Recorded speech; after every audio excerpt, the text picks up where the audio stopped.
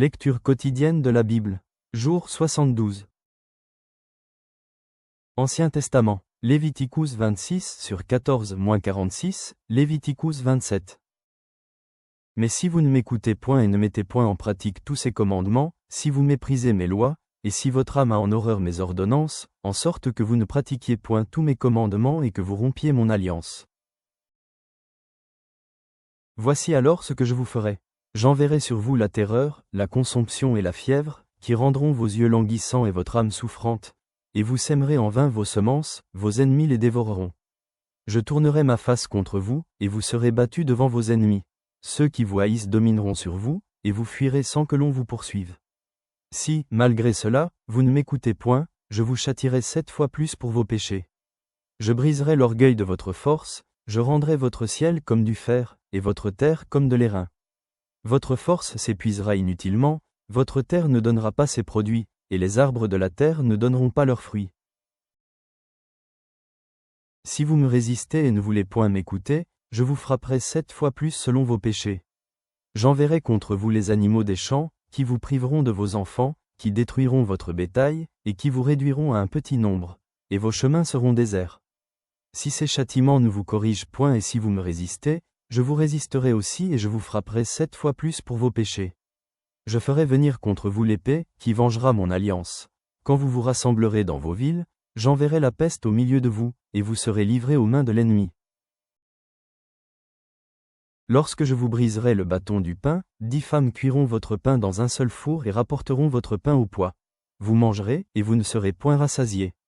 Si, malgré cela, vous ne m'écoutez point et si vous me résistez, je vous résisterai aussi avec fureur et je vous châtierai 7 fois plus pour vos péchés. Vous mangerez la chair de vos fils, et vous mangerez la chair de vos filles. Je détruirai vos hauts lieux, j'abattrai vos statues consacrées au soleil, je mettrai vos cadavres sur les cadavres de vos idoles, et mon âme vous aura en horreur. Je réduirai vos villes en désert, je ravagerai vos sanctuaires, et je ne respirerai plus l'odeur agréable de vos parfums. Je dévasterai le pays, et vos ennemis qui l'habiteront en seront stupéfaits. Je vous disperserai parmi les nations et je tirerai l'épée après vous. Votre pays sera dévasté, et vos villes seront désertes. Alors le pays jouira de ses sabbats, tout le temps qu'il sera dévasté et que vous serez dans le pays de vos ennemis. Alors le pays se reposera et jouira de ses sabbats. Tout le temps qu'il sera dévasté, il aura le repos qu'il n'avait pas eu dans vos sabbats, tandis que vous l'habitiez. Je rendrai pusillanime le cœur de ceux d'entre vous qui survivront, dans les pays de leurs ennemis. Le bruit d'une feuille agitée les poursuivra, ils fuiront comme on fuit devant l'épée, et ils tomberont sans qu'on les poursuive. Ils se renverseront les uns sur les autres comme devant l'épée, sans qu'on les poursuive. Vous ne subsisterez point en présence de vos ennemis. Vous périrez parmi les nations, et le pays de vos ennemis vous dévorera. Ceux d'entre vous qui survivront seront frappés de langueur pour leurs iniquités, dans les pays de leurs ennemis. Ils seront aussi frappés de langueur pour les iniquités de leurs pères. Ils confesseront leurs iniquités et les iniquités de leurs pères, les transgressions qu'ils ont commises envers moi, et la résistance qu'ils m'ont opposée. Péchés à cause desquels moi aussi je leur résisterai et les mènerai dans le pays de leurs ennemis. Et alors leur cœur incirconcis s'humiliera, et ils paieront la dette de leurs iniquités. Je me souviendrai de mon alliance avec Jacob, je me souviendrai de mon alliance avec Isaac et de mon alliance avec Abraham, et je me souviendrai du pays. Le pays sera abandonné par eux, et il jouira de ses sabbats pendant qu'il restera dévasté loin d'eux. Et ils paieront la dette de leurs iniquités, parce qu'ils ont méprisé mes ordonnances et que leur âme a eu mes lois en horreur. Mais, lorsqu'ils seront dans le pays de leurs ennemis, je ne les rejetterai pourtant point, et je ne les aurai point en horreur jusqu'à les exterminer, jusqu'à rompre mon alliance avec eux. Car je suis l'Éternel, leur Dieu. Je me souviendrai en leur faveur de l'ancienne alliance, par laquelle je les ai fait sortir du pays d'Égypte, aux yeux des nations, pour être leur Dieu. Je suis l'Éternel. Tels sont les statuts, les ordonnances et les lois, que l'Éternel établit entre lui et les enfants d'Israël, sur la montagne de Sinaï, par Moïse. L'Éternel parla à Moïse, et dit, « Parle aux enfants d'Israël, et tu leur diras. Lorsqu'on fera des vœux, s'il s'agit de personnes, elles seront à l'Éternel d'après ton estimation. Si tu as à faire l'estimation d'un mâle de 20 à 60 ans, ton estimation sera de 50 cycles d'argent, selon le cycle du sanctuaire. Si c'est une femme, ton estimation sera de 30 cycles. De 5 à 20 ans, ton estimation sera de 20 cycles pour un mâle, et de 10 cycles pour une fille. D'un mois à 5 ans, ton estimation sera de 5 cycles d'argent pour un mâle, et de 3 cycles d'argent pour une fille. De 60 ans et au-dessus, ton estimation sera de 15 cycles pour un mâle, et de 10 cycles pour une femme. Si celui qui a fait le vœu est trop pauvre pour payer ton estimation, on le présentera au sacrificateur, qui le taxera, et le sacrificateur fera une estimation en rapport avec les ressources de cet homme. S'il s'agit d'animaux qui peuvent être offerts en sacrifice à l'Éternel, tout animal qu'on donnera à l'Éternel sera chose sainte. On ne le changera point, et l'on n'en mettra point un mauvais à la place d'un bon ni un bon à la place d'un mauvais. Si l'on remplace un animal par un autre, ils seront l'un et l'autre chose sainte. S'il s'agit d'animaux impurs, qui ne peuvent être offerts en sacrifice à l'Éternel, on présentera l'animal au sacrificateur, qui en fera l'estimation selon qu'il sera bon ou mauvais, et l'on s'en rapportera à l'estimation du sacrificateur. Si on veut le racheter, on ajoutera un 5e à son estimation. Si quelqu'un sanctifie sa maison en la consacrant à l'Éternel, le sacrificateur en fera l'estimation selon qu'elle sera bonne ou mauvaise, et l'on s'en tiendra à l'estimation du sacrificateur. Si celui qui a sanctifié sa maison veut la racheter, il ajoutera un 5e au prix de son estimation, et elle sera à lui. Si quelqu'un sanctifie à l'Éternel un champ de sa propriété, ton estimation sera en rapport avec la quantité de semences, 50 cycles d'argent pour un homère de semences d'orge. Si c'est dès l'année du jubilé qu'il sanctifie son champ, on s'en tiendra à ton estimation. Si c'est après le jubilé qu'il sanctifie son champ, le sacrificateur en évaluera le prix à raison du nombre d'années qui restent jusqu'au jubilé, et il sera fait une réduction sur ton estimation. Si celui qui a sanctifié son champ veut le racheter, il ajoutera un 5e au prix de ton estimation, et le champ lui restera. S'il ne rachète point le champ, et qu'on le vende à un autre homme, il ne pourra plus être racheté. Et quand l'acquéreur en sortira au jubilé, ce champ sera consacré à l'Éternel, comme un champ qui a été dévoué. Il deviendra la propriété du sacrificateur.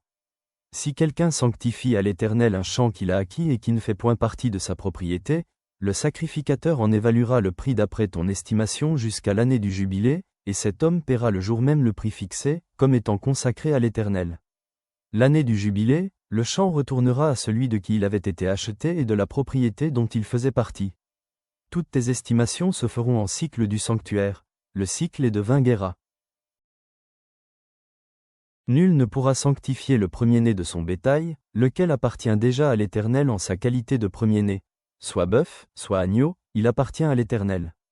S'il s'agit d'un animal impur, on le rachètera au prix de ton estimation, en y ajoutant un 5e. S'il n'est pas racheté, il sera vendu d'après ton estimation. Tout ce qu'un homme dévouera par interdit à l'Éternel, dans ce qui lui appartient, ne pourra ni se vendre, ni se racheter, que ce soit une personne, un animal, ou un champ de sa propriété. Tout ce qui sera dévoué par interdit sera entièrement consacré à l'Éternel. Aucune personne dévouée par interdit ne pourra être rachetée, elle sera mise à mort. Toute dîme de la terre, soit des récoltes de la terre, soit du fruit des arbres, appartient à l'Éternel, c'est une chose consacrée à l'Éternel. Si quelqu'un veut racheter quelque chose de sa dîme, il y ajoutera un 5e. Toute dîme de gros et de menu bétail, de tout ce qui passe sous la houlette, sera une dîme consacrée à l'Éternel. On n'examinera point si l'animal est bon ou mauvais, et l'on ne fera point d'échange. Si l'on remplace un animal par un autre, ils seront l'un et l'autre chose sainte, et ne pourront être rachetés. Tels sont les commandements que l'Éternel donna à Moïse pour les enfants d'Israël, sur la montagne de Sinaï. Nouveau Testament, Luc 1 sur 1-25. Plusieurs ayant entrepris de composer un récit des événements qui se sont accomplis parmi nous, suivant ce que nous ont transmis ceux qui ont été des témoins oculaires dès le commencement et sont devenus des ministres de la parole, il m'a aussi semblé bon, après avoir fait des recherches exactes sur toutes ces choses depuis leur origine, de te les exposer par écrit d'une manière suivie, excellent Théophile, afin que tu reconnaisses la certitude des enseignements que tu as reçus. Du temps d'Hérode, roi de Judée, il y avait un sacrificateur, nommé Zacharie, de la classe d'Abia. Sa femme était d'entre les filles d'Aaron, et s'appelait Élisabeth. Tous deux étaient justes devant Dieu, observant d'une manière irréprochable tous les commandements et toutes les ordonnances du Seigneur. Ils n'avaient point d'enfants, parce qu'Élisabeth était stérile, et ils étaient l'un et l'autre avancés en âge.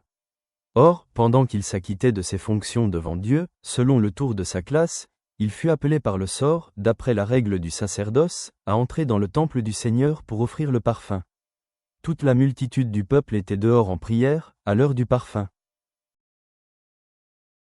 Alors un ange du Seigneur apparut à Zacharie, et se tint debout à droite de l'autel des parfums. Zacharie fut troublé en le voyant, et la frayeur s'empara de lui. Mais l'ange lui dit, « Ne crains point, Zacharie, car ta prière a été exaucée. Ta femme Élisabeth t'enfantera un fils, et tu lui donneras le nom de Jean. Il sera pour toi un sujet de joie et d'allégresse, et plusieurs se réjouiront de sa naissance. Car il sera grand devant le Seigneur. Il ne boira ni vin, ni liqueur enivrante, et il sera rempli de l'Esprit Saint dès le sein de sa mère. Il ramènera plusieurs des fils d'Israël au Seigneur, leur Dieu, il marchera devant Dieu avec l'esprit et la puissance d'Élie, pour ramener les cœurs des pères vers les enfants, et les rebelles à la sagesse des justes, afin de préparer au Seigneur un peuple bien disposé. Zacharie dit à l'ange, « À quoi reconnaîtrai-je cela? Car je suis vieux, et ma femme est avancée en âge. » L'ange lui répondit, « Je suis Gabriel, je me tiens devant Dieu. J'ai été envoyé pour te parler, et pour t'annoncer cette bonne nouvelle. Et voici, tu seras muet, et tu ne pourras parler jusqu'au jour où ces choses arriveront, parce que tu n'as pas cru à mes paroles, qui s'accompliront en leur temps. » Cependant, le peuple attendait Zacharie, s'étonnant de ce qu'il restait si longtemps dans le temple. Quand il sortit, il ne put leur parler, et ils comprirent qu'il avait eu une vision dans le temple. Il leur faisait des signes, et il resta muet. Lorsque ses jours de service furent écoulés, il s'en alla chez lui. Quelque temps après, Élisabeth, sa femme, devint enceinte.